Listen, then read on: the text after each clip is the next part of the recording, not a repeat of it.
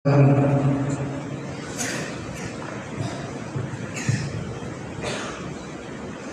عليكم ورحمة الله وبركاته. الله أكبر الله أكبر الله أكبر الله أكبر. أشهد أن لا إله إلا الله. أشهد أن لا إله إلا الله. أشهد أن محمدا رسول الله. أشهد أن محمدا رسول الله. حي على الصلاة حي على الصلاة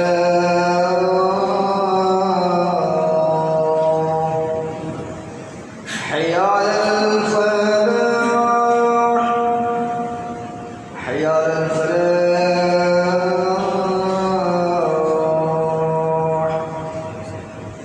الله أكبر الله أكبر. لا إله إلا الله.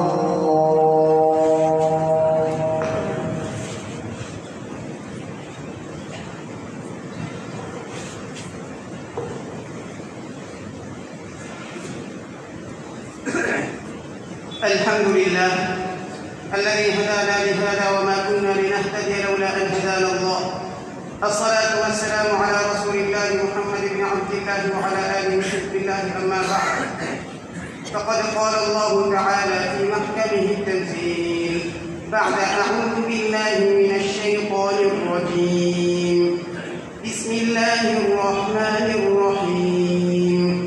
لن ينال الله لحومها ولا دماؤها ولكن يناله التقوى منكم. كذلك سخرها لكم لتكبروا الله على ما هداكم ولعلكم تشكرون. صدق الله العظيم. عن ابن عباس رضي الله عنهما قال رسول الله صلى الله عليه وسلم: ما من أيام العمل الصالح فيها أحب إلى الله من هذه الأيام، يعني 10 ذي الحجة. قالوا يا رسول الله ولا الجهاد في سبيل الله؟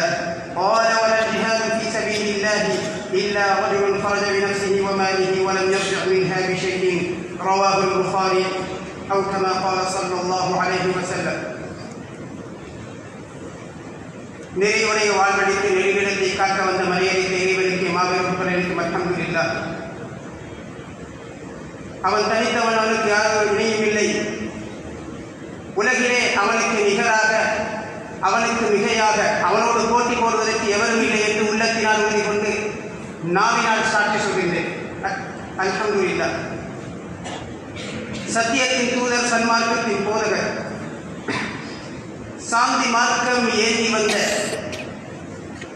ரசூலே அக்ரம் முஹம்மது முஸ்தபா ஸல்லல்லாஹு அலைஹி வஸல்லம் அவர்கள் மீதும், அவர்களின் உத்தம தோழர்களாகிய சஹாபாக்கள், அவர்களை பின்பற்றி வாழ்ந்த தாபிஊன்கள், அவர்களை அடுத்து வந்த தபஉ தாபிஈன்கள், இன்னும் உலக முடிவு நாள் வரும் வரைக்கும் யாரெல்லாம் உத்தம நபி ஸல்லல்லாஹு அலைஹி வஸல்லம் அவர்கள் கொண்டு வந்த உன்னதமான தீனை, அதை உண்மையான வழியிலே பின்பற்றி வாழ்வார்களோ, அல்லாஹ்வுடைய இல்லத்திலே ஒன்று கூடியிருக்கும் அல்லாஹ்வின் நல்லடியார்களே, எனது அன்பார்ந்த இஸ்லாமிய சகோதரர்களே, எம்மை படைத்து பரிபாலித்துக் கொண்டிருக்கும் எல்லாம் வல்ல ஏகநாயன் அல்லாஹ் சுப்ஹானஹு வ தஆலாவை அனுதினமும் பயந்து, விசேஷமாக நாம் தனிமையில் இருக்கின்ற சந்தர்ப்பத்தில் அவனுக்கு மாற்றம் செய்துவிடாமல்,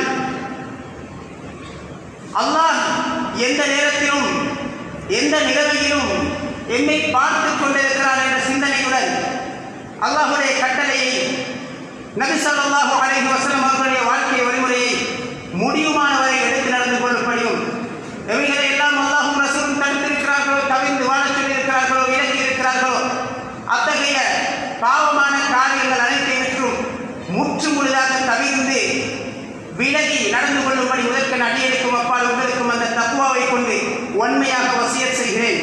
நசீஹத் என்னும் நல்லுபதேசம் கூறிக்கொள்கிறேன். கண்ணியமான கணவன்களே, சகோதரர்களே, பெரியார்களே, உலகில் அல்லாஹ் சுப்ஹானஹு வ தஆலா சிரேஷ்டமான படைப்பாக இந்த மனிதனை தெரிவு செய்திருக்கிறார்.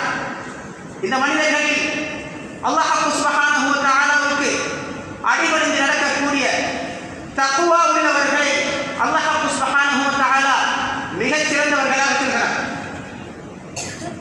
யா அய்யுஹன் நாஸ், மனிதர்களே, இன்னா கலக்னாக்கும் மின் ذكر وانثى وجعلناكم شعوبا وقبائل, மனிதர்களே, உங்களை ஒரு ஆண் பெண்ணிலிருந்து நாங்கள் படைத்தோம்.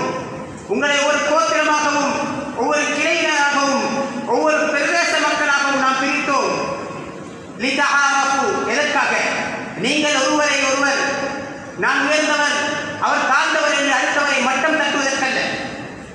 ஒவ்வொருவரும் இவர் இன்னார் என்று அறிந்து கொள்வதற்காக வேண்டி, ஒருவரை ஒருவர் அறிந்து கொள்வதற்காக வேண்டி பல கோத்திரங்களாகவும் கிளையாகவும் பல நிலைமைகளில் மக்களை அமைத்திருக்கிறார். இன்ன அக்ரமக்கும் இன்தல்லாஹி அத்காக்கும், உங்களில் மிகச் சிறந்தவர் அல்லாஹ்விடத்திலே தக்வா உள்ளவர்கள் என்று அல்லாஹ் சுப்ஹானஹு வ தஆலா அல் குர்ஆனிலே ஆணித்தரமாக சொல்லி வைத்திருக்கிறார். கண்ணியமான கணவன்களே, சகோதரர்களே, பெரியார்களே, கேட்கிறார்கள், என்ன காரணம்? கண்ணியமான கணவன், 10 நாட்களில் செய்யப்படுகின்ற அமல்கள் ஏனைய நாட்களில் செய்யப்படுகின்ற அமல்களை விட மிகச் சிறந்தது என ரசூலுல்லாஹி ஸல்லல்லாஹு அலைஹி வஸல்லம் அவர்கள் கூறிய போது சஹாபாக்கள் கேட்கிறார்கள், ஜிஹாது இல்லையா என்று கேட்கிறார்கள். அந்த நேரத்திலே நபி ஸல்லல்லாஹு அலைஹி வஸல்லம் அவர்கள் அழகாக ஆணித்தரமாக சொல்கிறார்கள், ஜிஹாதும் இல்லை என்றாலும் எந்த ஒரு மனிதன் தன்னுடைய முழு சொத்தையும் தன்னையும் எடுத்துக்கொண்டு அல்லாஹ்வின் பாதையிலே சென்று எந்த ஒன்றையும் திருப்பிக் கொண்டு வரவில்லை. அவர் கொண்டு போன முழு சொத்தையும் அங்கே செலவழித்து விட்டார். அவருடைய உயிரையும் அங்கே பணயம் வைத்து தன்னுடைய உயிரையும் தியாகம் செய்திருக்கிறார் என்றால் அதை தவிர என்று சொன்னார்கள்.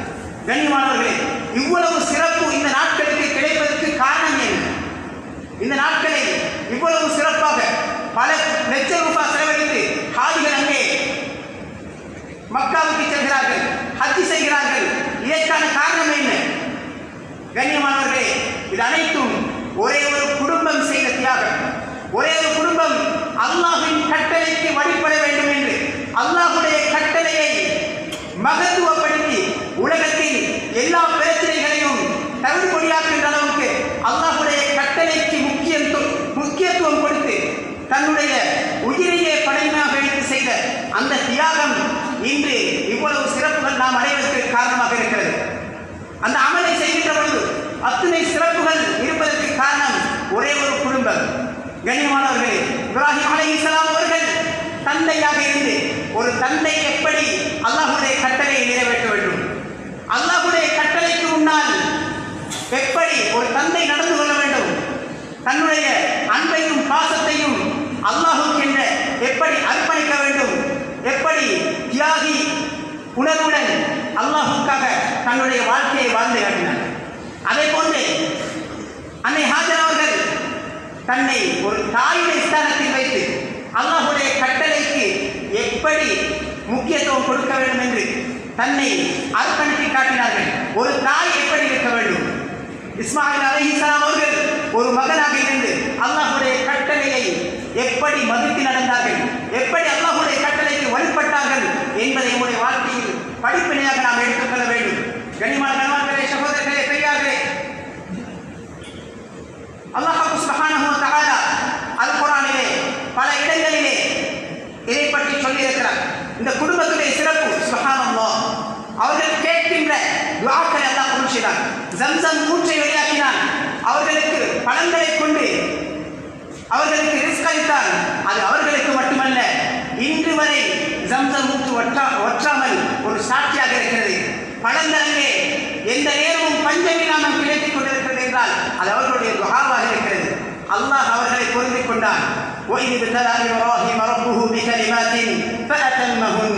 அல்லாஹ் சுப்ஹானஹு வ தஆலா அவர்களை பற்றி சொல்கிறான். அல்லாஹ் கொடுத்த அனைத்து சோதனைகளையும் அவர்கள் வெற்றிகரமாக பூர்த்தி செய்தார்கள். கண்ணியமானவர்களே, அல்லாஹ் சுப்ஹானஹு வ தஆலா இந்த குர்ஆனை பற்றி சொல்கிறான். இந்த துல்ஹிஜ்ஜாவுடைய 10வது நாளிலிருந்து ஆரம்பிக்கின்ற அந்த குர்பானியை பற்றி சொல்லக்கூடிய நேரத்தில் இப்ராஹிம் அலைஹிஸ்ஸலாம் அவர்களுக்கு ஒரு குழந்தையை கொடுக்கிறார். ஃபபஷர்னாஹு பிகுலாமின் ஹலீம், ஒரு புத்திசாலியான, அல்லாஹ்வை சரியாக புரிந்து கொள்ளக்கூடிய ஒரு புத்திசாலியான குழந்தையை கொடுக்கிறார்.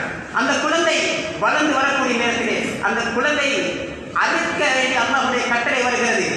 அந்த நேரத்திலே தந்தையும் தயாராகிறார்கள், தாயும் தயாராகின்ற பொழுது குழந்தையும் அங்கே அல்லாஹ்வுடைய கட்டளையை முக்கியத்துவம் கொடுத்து தயாராகிறார். சுப்ஹானல்லாஹ், அல்லாஹ்வுடைய கட்டளையை செய்ய கிடைக்கவில்லை என்று அவர்கள் கவலைப்படக்கூடிய நேரத்தில் அல்லாஹ் சுவர்க்கத்திலிருந்து ஒரு ஆட்டை அனுப்பி அவர்களுக்கு அறுக்க வைக்கிறார். கண்ணியமானவர்களே, அது இன்று வரைக்கும் நாம் செய்யக்கூடிய ஒரு முக்கியமான ஒரு சுன்னத்தாக இருக்கிறது. கண்ணியமானவர்களே, அல்லாஹ் சுப்ஹானஹு வ தஆலா இந்த பிராணிகளை அறுப்பதை பற்றி குர்ஆனிலே சொல்கிறார். இதை அறுப்பதன் மூலம் என்ன கிடைக்கிறது, என்ன லாபம் கிடைக்கிறது? கண்ணியமானவர்களே, லன் யனாலல்லாஹ லுஹூமுஹா வலா திமாஉஹா வலாகின் யனாலுஹு தக்வா மின்கும். நீங்கள் அறுக்கின்ற பிராணியுடைய மாமிசமோ அதனுடைய இரத்தமோ அல்லாஹ்வை போய் சேர்வதில்லை. வலாகின் யனாலுஹு தக்வா மின்கும். நீங்கள் அல்லாஹ்வை பயந்து அல்லாஹ்வுடைய கட்டளைக்கு எந்த அளவுக்கு முக்கியத்துவம் கொடுக்கிறீர்கள் என்பது அங்கே போய் சேர்கிறது. அதற்கு தான் அல்லாஹ் சுப்ஹானஹு வ தஆலா கூலிகளை வழங்குகிறார்.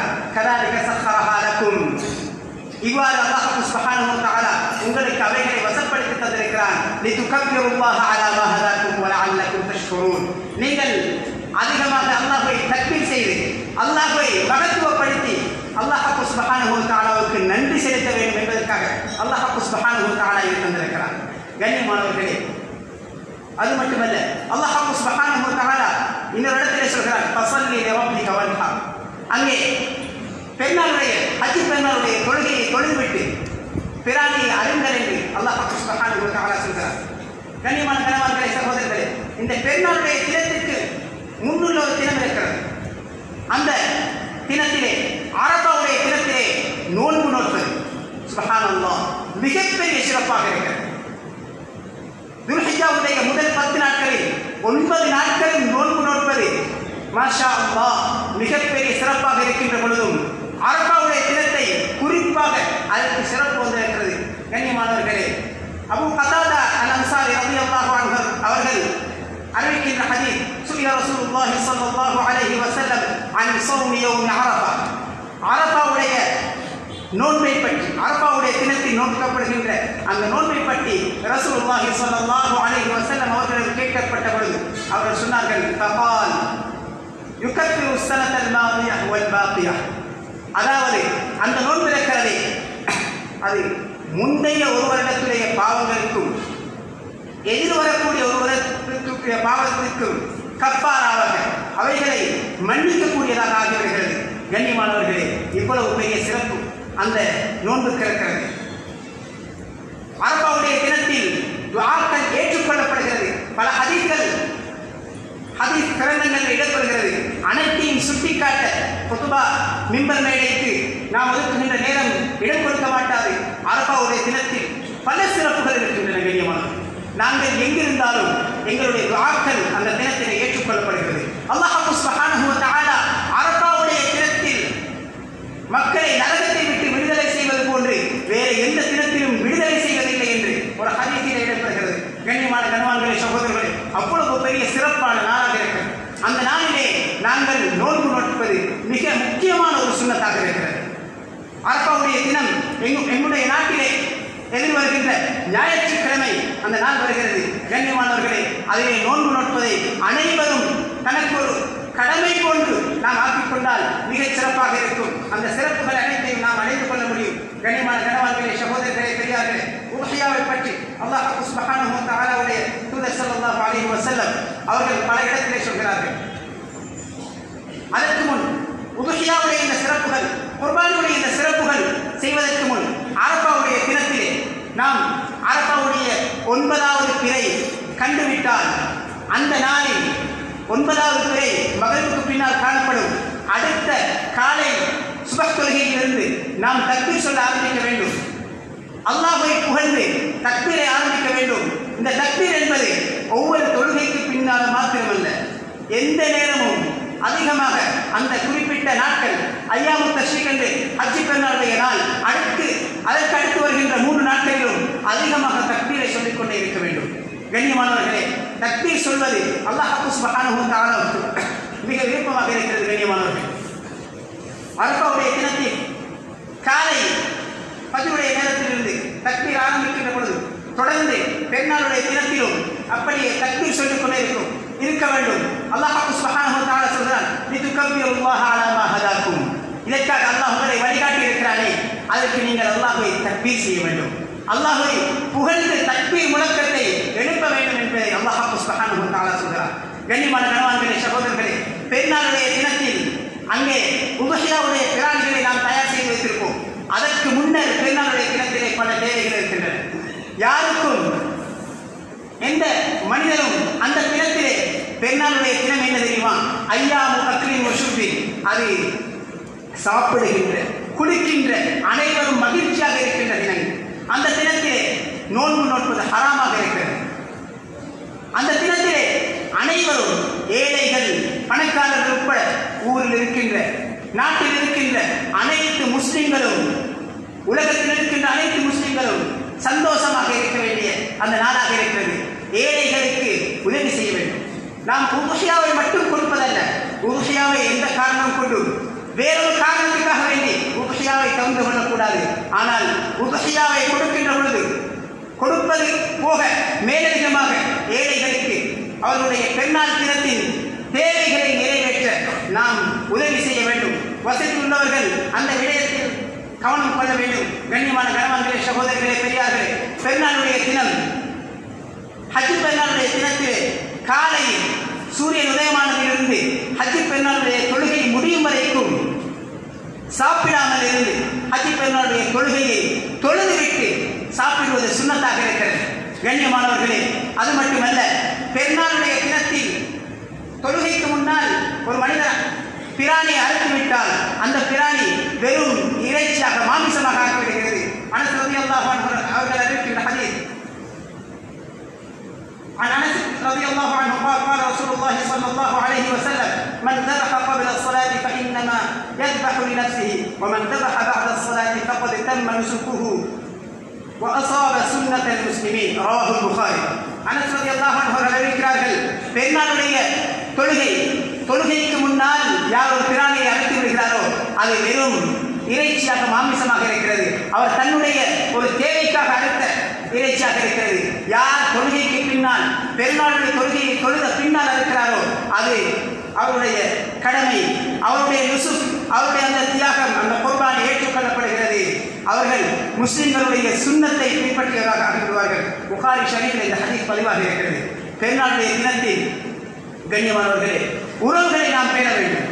உறவினர்களை தேடி தேடி சந்திக்க வேண்டும். எமக்கு மத்தியில் பெற்றோர்களை நாம் கோபித்துக் கொண்டிருக்கக்கூடாது. அதே போன்று ஏனைய உறவுகளை நாம் துண்டித்திருக்கக்கூடாது.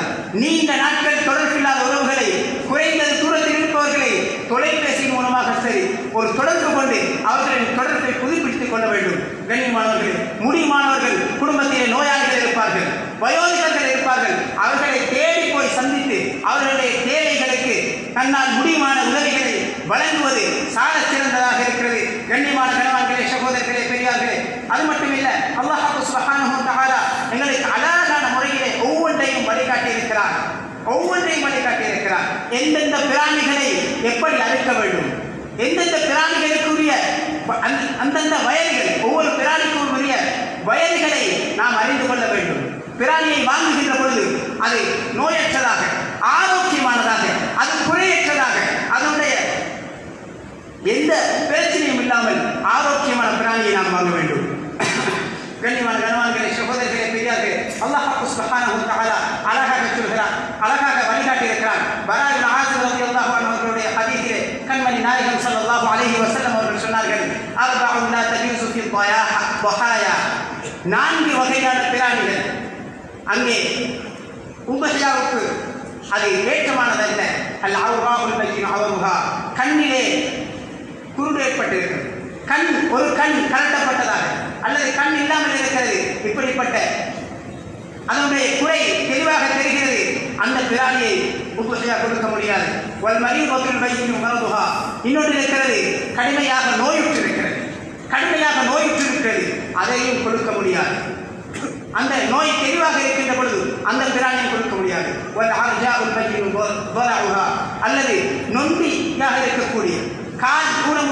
நொண்டியாக இருக்கக்கூடிய அந்த பிராணி காலினுடைய முடிவு தெளிவாக இருக்கிறது, அந்த பிராணியையும் அங்கே உபரியாக கொடுக்க முடியாது.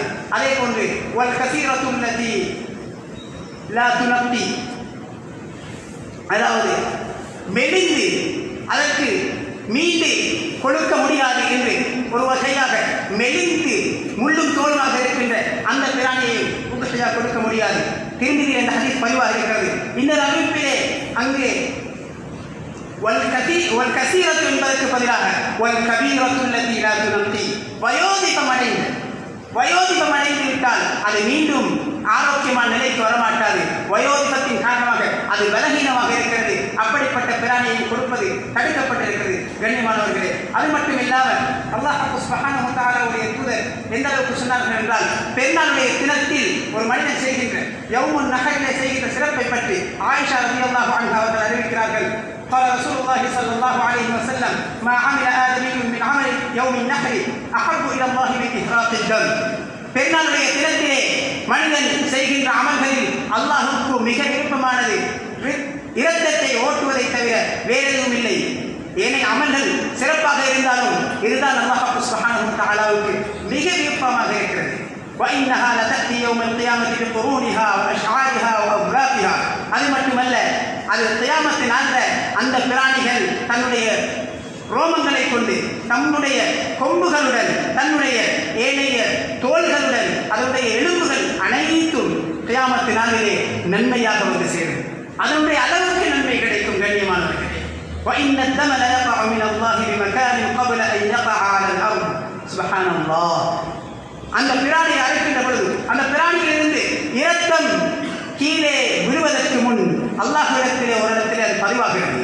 அல்லாஹ்விடத்திலே அந்த இரத்தம் போய் சேர்கிறது. அதனுடைய கூலி பதிவாகிறது. கண்ணியமானவர்களே, ஃபதீபு பிஹா நஃப்ஸன். எனவே நாங்கள் இத்தனை லட்சம் ரூபாய் செலவழித்து ஒரு பிராணியை அழைக்கிறோமே, இவ்வளவு செலவழித்து அழைக்கிறோமே என்று யாரும் கவலை கொள்ள வேண்டாம்.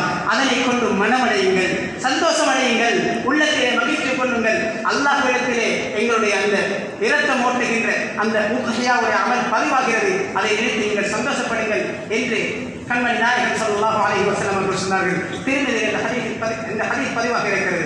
கண்ணியமானவர்களே, அது மட்டுமல்ல, இந்த பிராணிகளை அறுக்கின்ற பொழுது ஒரு பிராணியை இன்னொரு பிராணிக்கு முன்னால் அறுக்கக்கூடாது. அதே போன்று மக்கள் பார்க்கக்கூடிய அமைப்பிலே திறந்த வெளியே மிருகங்களை அழைக்கக்கூடாது. அது மட்டுமல்ல, நிறைய ஆதாரங்கள் இந்த பிராணி அழைக்கின்ற நிறைய விஷயங்கள் தெளிவாக ஹதீஸ்களில் வந்திருக்கிறது. அனைத்து ஹதீஸ்களையும் சொல்வதற்கு நேரம் கொடுக்க மாட்டாது. கண்ணியமானவர்களே, ஒரு ஹதீஸை சுருக்கமாக சொல்லிவிட்டு அதனுடன் இணைந்து வருகின்ற சில விடயங்களை சொல்ல காத்திருக்கிறேன். யாலமின் ஷத்தாத் ரலியல்லாஹு அன்ஹு அவர்கள் அறிவிக்கிறார்கள், ரசூலுல்லாஹி ஸல்லல்லாஹு அலைஹி வஸல்லம் அவர்கள் சொன்னார்கள், இன்னல்லாஹ கதபல் இஹ்சான அலா குல்லி ஷைஇன். ஒவ்வொரு விடயத்தையும், அது எந்த நல்ல காரியமாக இருந்தாலும் சரி, அனைத்தையும் அழகிய முறையில் செய்வதற்கு அல்லாஹ் சுப்ஹானஹு வ தஆலா வழிகாட்டி இருக்கிறான், கட்டளையிட்டு இருக்கிறான். எந்த அமலாக இருந்தாலும் சரி, அது எந்த சுன்னத்தாக இருந்தாலும் சரி, எந்த ஃபர்தாக இருந்தாலும் சரி, அனைத்தையும் அழகாக செய்ய அல்லாஹ் கட்டளையிட்டு இருக்கிறான். ஃபஇதா கதல்தும் ஃபஅஹ்சினுல் கித்லா. நீங்கள் ஒரு எதிரியை கொலை செய்ய வேண்டிய நிலைமை ஏற்பட்டால் அந்த எதிரியையும் அழகான முறையில் கொலை செய்யுங்கள் என்று சொல்கிறார். அது மட்டுமல்ல, وَإِذَا ذَبَحْتُمْ فَأَحْسِنُوا الذِّبْحَ. நீங்கள் ஒரு பிராணியை அறுக்கின்றீர்களா, அதையும் அழகான முறையில் அறுங்கள். فَلْيُحِدَّ أَحَدُكُمْ شَفْرَتَهُ وَلْيُرِحْ ذَبِيحَتَهُ. கத்தியை கூர்மையாக வைத்துக் கொள்ளுங்கள். அறுக்கின்ற அந்த ஆயுதத்தை நன்கு கூர்மையாக வைத்துக் கொள்ளுங்கள். அந்த பிராணிக்கு அவசரமாக அந்த அறுக்கின்ற நிலையிலிருந்து ஓய்வு கொடுங்கள். சுப்ஹானல்லாஹ், எவ்வளவு அழகாக இந்த ஹதீஸிலே சொல்லப்பட்டிருக்கிறது. ஒரு பிராணி அறுக்கின்ற பொழுது இந்த பிராணி பார்த்து விட்டால் அது அழகாக இருக்க மாட்டாது. அடுத்த பிராணி இதை அறுக்கின்றதை பார்த்து பயந்து விட்டால் அது அழகான முறையில் அறுப்பதாக இருக்க மாட்டார். மக்கள் பார்த்து எங்களை குறை கூட முறையில் அந்நியவர்கள் பார்த்து எங்களை இழிவாக நினைக்கின்ற, எங்களை மிருகங்களை வழி செய்கிறார்கள் என்று நினைக்கின்ற அளவுக்கு நாம் நடந்து கொண்டால் கண்ணியமானவர்களே, அது அழகான முறையாக இருக்காது. அழகான முறையிலே மிருகங்களை அறுங்கள் என்பதாக கண்மணி நாயகம் ஸல்லல்லாஹு அலைஹி வஸல்லம் சொன்னார்கள். அதே போன்று அறுக்கின்ற பிராணி அறுத்த பின்னர் அதனுடைய உயிர் போகும் வரைக்கும் அதை விட்டு விடுங்கள். என்பதற்கு கீழால் உலமாக்கள் விளக்கம் எழுதுகிறார்கள். அந்த பிராணியுடைய உயிர் போவதற்கு முன் அதனுடைய தோலை உரிக்கக்கூடாது. கண்ணியமானவர்களே, இது மட்டுமல்ல, இந்த பிராணியுடைய கழிவுகளை கண்ட இடத்திலே பாதையில் எங்கோ போட்டு விடாமல் அதனை உரிய முறையிலே சுத்தம் செய்ய வேண்டும். அவற்றில் புதைக்க வேண்டிய பகுதியை புதைக்க வேண்டும். அது மட்டுமல்ல, பிராணியை அறுக்கக்கூடியவர்கள் தொழுகையை நிறைவேற்றக்கூடியவர்களாக, மார்க்கத்தை பின்பற்றக்கூடியவர்களாக, இஸ்லாத்துக்கு உரியவர்களாக இருக்க வேண்டும். அவர்கள் தொழுகையை பேருதலாக தொழக்கூடியவர்களாக இருக்க வேண்டும். இல்லை என்றால் அந்த உபஹியா அங்கே சேரமாட்டாது. உபஹியாவுடைய பிராணிக்கு நாம் அங்கே பணத்தை கொடுத்து விட்டோம், யாரோ கொண்டு வந்து அழைக்கிறார்கள், யாரோ பொறுப்பெடுத்து விட்டார்கள் என்று நாம் இருந்து விடாமல் முடியுமான வரை அந்த இடத்திலே பிராணியை அறுப்பது, எம்முடைய பிராணியை நாமே அறுக்க முயற்சி செய்ய வேண்டும். இல்லை என்றால் அறுக்கப்படுகின்ற இடத்திற்கு போய் எம்முடைய பிராணி நாம் கொடுக்கின்ற ஆடோ மாடோ நாம் பங்கு செல்கின்ற அந்த பிராணி எதுவோ அதை நாம் கண்ணால் பார்க்க வேண்டும். அறுக்கின்ற சந்தர்ப்பத்தில் அதனை பார்க்க வேண்டும். கண்ணியமானவர்களே, அது மிகப்பெரிய ஒரு சுன்னத்தாக இருக்கிறது. கண்ணியமானவர்களே, அது மட்டுமல்ல, யாருக்கு ஒன்றுக்கு மேற்பட்ட உபஹியாக்கள் கொடுக்க முடியுமோ அவர்கள் அதிகமாக கொடுக்கலாம். கண்மணி நாயகம் ஸல்லல்லாஹு அலைஹி வஸல்லம் அவர்கள் ஹஜ்ஜத்துல் வதாவிலே 100 ஒட்டகங்களை கொடுத்தார்கள். ஹகீம் இப்னு ஹிஸாம் ரலியல்லாஹு அன்ஹு அவர்கள் 100 ஒட்டகங்களை கொடுத்தார்கள். கண்ணியமானவர்களே, இவ்வாறு பல சிறப்புகள் இருக்கின்றன. வசதி உள்ளவர்கள் அதிகமாக உபஹியா கொடுக்கலாம். முடியுமானால் கூட்டு உபஹியாவை கொடுப்பது மிகவும் சிறந்ததாக இருக்கிறது. அப்படி வசதி இருக்கும் என்றால், ஏனென்றால் சில இடங்களிலே பாறை ஓரங்களில் இருக்கின்றவர்களுக்கு மட்டும் அங்கே மாமிசங்கள் போய் சேர்கின்றன. ஒதுக்குப்புறமாக இருக்கின்றவர்கள், தூரத்தில் இருப்பவர்களுக்கு உரிய பங்குகள் போய் சேர்வதில்லை. அவர்கள் எப்பொழுதும் கஷ்டத்திலே இருக்கிறார்கள். கண்ணியமானவர்களே, கூட்டு உபஹியா, கூட்டு குர்பானி கொடுக்கின்ற பொழுது ஒவ்வொரு வீட்டுக்கும் அந்த பங்குகள் போய் சேரும். சில ஊர்களிலே நாம் பார்க்கிறோம், முழு குர்பானியையும் முழு மிருகங்களையும் ஒரே இடத்தில் எடுத்து அறுத்து அதை முழு ஊருக்கும் பங்கு வைக்கிறார்கள். அதில் ஏழைகள், பணக்காரர்கள், தூரத்தில் உள்ளவர்கள், அருகில் உள்ளவர்கள் என்று அனைவருக்கும் சமமாக பங்கு போகின்றது. கண்ணியமானவர்களே, எவ்வளவு சந்தோஷமான செய்தி! முடியுமானவரை நமக்கு முடியும் என்றால் அதனை கூட்டாக அல்லது தக்கியாவாரியாக பிரித்து ஒவ்வொரு பிரதேசத்தையும் அங்கே கொடுத்தால் மிகச் சிறப்பாக இருக்கும். கண்ணியமான கணவான்களே, சகோதரர்களே, பெரியார்களே, அல்லாஹ் சுப்ஹானஹு வ தஆலா இவ்வாறாக எனக்கு உபஹியாவுடைய விடயங்களை எனக்கு கடமையாக்கி இருக்கிறார். அது மட்டுமல்ல, கண்ணியமானவர்களே, எம்முடைய பிராணிகளை நாம் பார்க்கின்ற பொழுது, அறுக்கப்படுகின்ற பிராணிகளை பார்க்கின்ற பொழுது தக்பீர் சொல்வது மிக முக்கியமான சுன்னத்தாக இருக்கிறது. பிராணிகளுக்கு உரிய முறையில் தீனி கொடுக்க வேண்டும். அவைகளை பட்டினியில் போட்டு அவைகளை வதை செய்யக்கூடாது. இன்னொருவர் பார்த்து நம்மை ஏளனமாக கருதக்கூடிய அமைப்பிலே எம்முடைய நடவடிக்கைகள் இருக்கக்கூடாது. கண்ணியமானவர்களே, அல்லாஹ் சுப்ஹானஹு வ தஆலாவுடைய கட்டளையை அழகாக செய்ய வேண்டும். அழகாக செய்வது மற்றவர்களுக்கும் அது முன்மாதிரியாக இருக்கிறது. அது மட்டுமல்ல, எம்முடைய நாட்டில் இருக்கின்ற நிலைமைகளை, சட்டங்களை கவனித்துக் கொள்ள வேண்டும். இதன் மூலமாக நாம் செய்கின்ற ஒரு அமலை, ஒரு சுன்னத்தான அமலை, ஒரு முக்கியமான ஒரு அமலை எம்மின் காரணமாக அந்த சுன்னத், அந்த முக்கியமான அமல் தடைப்பட்டு விடக்கூடாது. அல்லாஹ் சுப்ஹானஹு வ தஆலா குர்ஆனில் சொல்கிறான், வஅபுதுல்லாஹ வலா துஷ்ரிகு பிஹி ஷைஆ. மனிதர்களே, நீங்க அல்லாஹ்வை வணங்குங்க, வேறு யாருக்கு விளைவிக்காதீங்க. புகழுக்கு பேருக்கு உபஹியா கொடுப்பதல்ல, சதகாக்கள் புகழுக்கு பேருக்கு கொடுப்பதல்ல, அல்லாஹ்வுக்காக வேண்டி மட்டும் கொடுக்க வேண்டும். அல்லாஹ்வுக்காக வேண்டி மட்டும் கொடுக்க வேண்டும். வலா துஷ்ரிகு பிஹி ஷைஆ வ பில் வாலிதைனி இஹ்சானா. அது மட்டுமல்ல, உங்களுடைய பெற்றார்களை நீங்கள் பெற்றார்களுக்கு உபகாரம் செய்யுங்கள். அதை போன்று தொடர்ந்து சொல்கின்ற இடத்தில் அல்லாஹ் சுப்ஹானஹு வ தஆலா சொல்கிறார், வல் ஜாரில் குர்பா வல் ஜாரில் ஜுனுபி. உம்முடைய நெருக்கமான அண்டை வீட்டார் அல்லது தூரத்தாரான அண்டை வீட்டார், அதாவது நெருக்கமான அண்டை வீட்டார் என்றால் ஒரு முஸ்லீமாக இருக்கலாம் அல்லது எங்களுடைய உறவினர்களாக இருக்கலாம், அவர்கள் நெருக்கமான அண்டை வீட்டார். அதே போன்று முஸ்லீம் அல்லாதவர்கள் எமக்கு அண்மையில் இருக்கிறார்கள் என்றால் அவர்களும் அந்நிய முஸ்லீம் அல்லாத அண்டை வீட்டார்களாக எமக்கு அருகில் எமது ஊருக்கு அருகே இருக்கிறார்கள் என்றால் அவர்களுடைய மனதிலே என்னை பற்றி குறை எண்ணம் வந்து விடாமல், என்னை அவர்கள் தாழ்வாக நினைக்காமல் இருப்பதற்கு நாம் பிராணிகளை அறுக்கின்ற விடயத்திலே மிக கண்ணியமாக அழகாக நடந்து கொள்ள வேண்டும். அதே போன்று பசுவை குர்பானி கொடுத்தால், உபஹியா கொடுத்தால் அந்த உபஹியா ஏற்றுக்கொள்ளப்படும். என்றாலும் நம்முடைய நாட்டில் பசுவை அறுப்பது தடை செய்யப்பட்டிருக்கிறது. நாம் ஒரு பசுவை அறுத்து ஒரு பிரச்சனை கொண்டு வந்து விடாமல் நம்முடைய நாட்டினுடைய சட்டங்களை மதித்து எமக்கு இந்த உரிமை எப்பொழுதும் இருக்க வேண்டும். நம்முடைய முன்னோர்கள் இதை எடுத்து பாதுகாத்து தந்திருக்கிறார்கள். இவைகளை கடைசி வரைக்கும் நாம் பாதுகாக்க வேண்டும். இதற்கான நடவடிக்கைகளை நாம் மேற்கொள்ள வேண்டும். அதற்குரிய தௌஃபீக்கை அல்லாஹ் சுப்ஹானஹு வ தஆலா எங்களுக்கு தருவானாக. யா அல்லாஹ் இந்த துல்ஹிஜ்ஜாவை சிறப்பாக கழித்த நல்லவர்களின் கூட்டத்தை எங்கள் சேர்ப்பாயாக. யாரெல்லாம் ஹஜ்ஜுக்கு சென்றார்களோ அவர்களுடைய ஹஜ்ஜுகளை ஏற்றுக்கொள்வாயாக. அவர்களுடைய ஹஜ்ஜுகளை யா அல்லாஹ் மப்ரூராக ஆக்குவாயாக. யா அல்லாஹ் அவர்களுடைய ஷஃபாஅத்தில் எங்களுக்கும் பங்கு தருவாயாக. அவர்களுடைய ஷஃபாஅத்தில் எங்களுக்கும் பங்கு தருவாயாக. யா அல்லாஹ் எம்மையும் உன்னுடைய பைத்துல்லாவை ஹஜ் செய்யக்கூடிய சந்தர்ப்பத்தை எமக்கும் தருவாயாக. யா அல்லாஹ் யாரெல்லாம் அதற்கு வசதி இல்லாமல் இருக்கிறார்களோ அவர்களுக்கு வசதி ஏற்படுத்தி கொடுப்பாயாக. உஹ்யா கொடுக்கக்கூடிய ஒவ்வொருடைய உஹ்யை ஏற்றுக்கொள்வாயாக. யா அல்லாஹ் எம்மை கண்ணியமானவர்களாக எப்படி இவ்வளவு காலம் வாழ வைத்தாயோ அதே போன்று என்றும் கண்ணியமாக வாழ வைப்பாயாக. யா அல்லாஹ் எம்முடைய செயல்பாடுகள் அனைத்தையும் பொருந்திக் கொள்வாயாக. பூரா உலக முஸ்லீம்களை பாதுகாப்பாயாக. இஸ்லாத்தை முஸ்லீம்களை கண்ணியப்படுத்துவாயாக. யா அல்லாஹ் இஸ்லாத்தை முஸ்லீம்களை பாதுகாப்பாயாக. குறிப்பாக யா அல்லாஹ் பலஸ்தீனத்திலே மக்கள் கஷ்டப்படுகிறார்கள். யா அல்லாஹ் யா அல்லாஹ் ஏழைகள் யா அல்லாஹ் வயோதிகர்கள் யா அல்லாஹ் சிறுவர்கள் கொலை செய்யப்படுகிறார்கள். யா அல்லாஹ் அநியாயமாக கொலை செய்யப்படுகிறார்கள். யா அல்லாஹ் அவர்களுக்கு நீ உதவி செய்வாயாக. அவர்களை பாதுகாப்பாயாக. யா அல்லாஹ் என்னென்ன கைராத்துகள் கேட்க மறந்து விட்டோமோ அத்தனை நலவுகளை தந்தல்வாயாக. எந்தெந்த கெடுதிகளை விட்டு எல்லாம் பாதுகாப்பு மறந்து விட்டோமோ அத்தனை கெடுதிகளை விட்டு பாதுகாப்பாயாக. الحمد لله رب العالمين. الحمد لله الذي على جميع مخلوقاته وارتفع وأوجد جميع الكائنات بقدرته واخترع راحم من فرح بين يديه وخضع. لك الحمد حمدا نستلذ به ذكرا وإن كنت لا أحصي ثناء ولا شكرا. لك الحمد حمدا يملأ السماء وأقطارها والأرض والبر والبحر.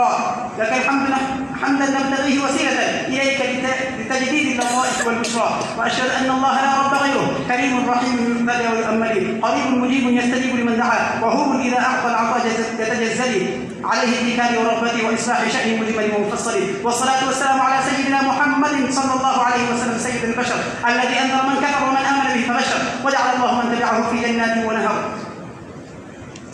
في مقعد صدق عند مليك مقتدر. اما بعد فيا عباد الله اوصيكم واياي اولا بتقوى الله. واتقوا الله فان التقوى ملاك الحسنات وعليكم بالاحسان فان الله يحب المحسنين ولا تحب الدنيا فتكونوا من الخاسرين. الا وان نفسا لن تموت حتى تستكمل رزقها فاتقوا الله واجملوا في الطلب وادعوه فان ربكم مجيب الداعين واستغفروه يمددكم باموال وبنين. الله تعالى يقول وهو اصدق القائلين فاذا قرات القران فاستعذ بالله من الشيطان الرجيم. اعوذ بالله من الشيطان الرجيم. بسم الله الرحمن الرحيم. انا أعطيناك الكوثر فصل لربك وانحر إن شانئك هو الأبتر. بارك الله لنا ولكم بالقرآن العظيم ونفعنا وإياكم بالآيات والذكر الحكيم. أقول قولي هذا أستغفر الله لي ولكم ولسائر المسلمين من كل ذنب فاستغفروه إنه هو الغفور الرحيم.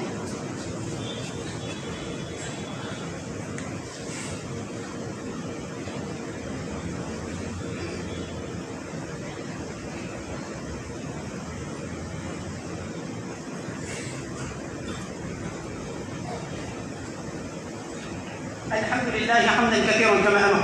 واشهد ان لا اله الا الله وحده لا شريك له ارغاما لمن جحد به وكفر. واشهد ان سيدنا ونبينا ومولانا محمدا عبده ورسوله وحبيبه وخليله صلى الله على سيدنا محمد وعلى اله واصحابه وسلم تسليما كثيرا. اما بعد فيا عباد الله اوصيكم واياي اولا بتقوى الله واحذركم يوما عبوسا قمطريرا. واعلموا عباد الله ان الله امركم امرا عميما وبدا بنفسه تعظيما وثنى بملائكته والمسبحه لقدسه تكريما. وقال الله جل جلاله عظيما ان الله وملائكته يصلون على النبي يا ايها الذين امنوا صلوا عليه وسلموا تسليما.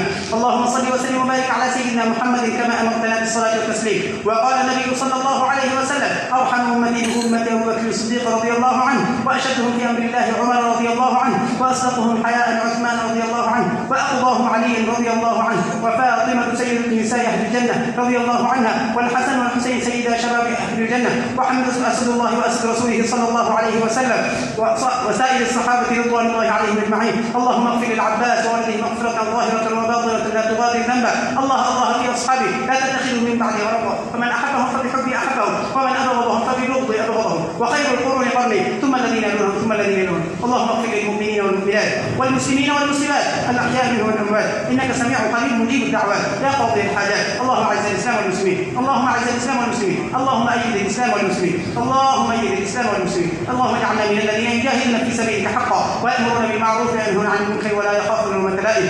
اللهم اجرنا من النار. اللهم اجرنا من النار. اللهم اجرنا من النار. اللهم لا تشوي خلقنا بالنار ولا تجعلنا من حطم النار فإنها بئس الدار وبئس المثوى وبئس القرار. ربنا اغفر لنا ولإخواننا الذين سبقونا بالإيمان ولا تجعل في قلوبنا غلا للذين آمنوا ربنا إنك رؤوف رحيم. عباد الله رحمكم الله، إن الله يأمر بالعدل والإحسان وإيتاء ذي القربى وينهى عن الفحشاء والمنكر والبغي يعظكم لعلكم تذكرون. اذكروا الله العلي العظيم يذكركم واشكروه يزدكم ويهدكم ولذكر الله أكبر والله يعلم ما تصنعون.